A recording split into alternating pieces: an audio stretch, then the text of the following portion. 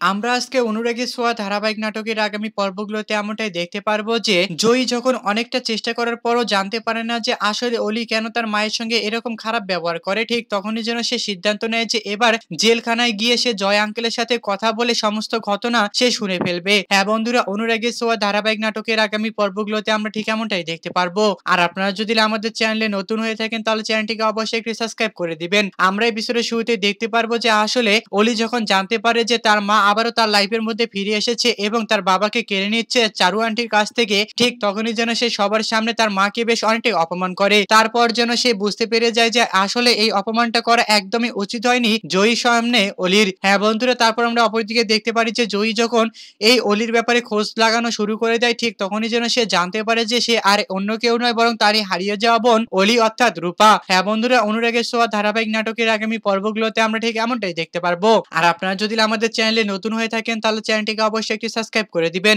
আর আজকের এই এপিসোডটি আপনাদের কাছে কেমন লেগেছে তা অবশ্যই আমাদেরকে কমেন্ট করে জানাতে একদমই ভুলবেন না। চ্যানেলে নতুন হয়ে থাকলে চ্যানেলটিকে অবশ্যই একটি সাবস্ক্রাইব করে দিবেন। ধন্যবাদ।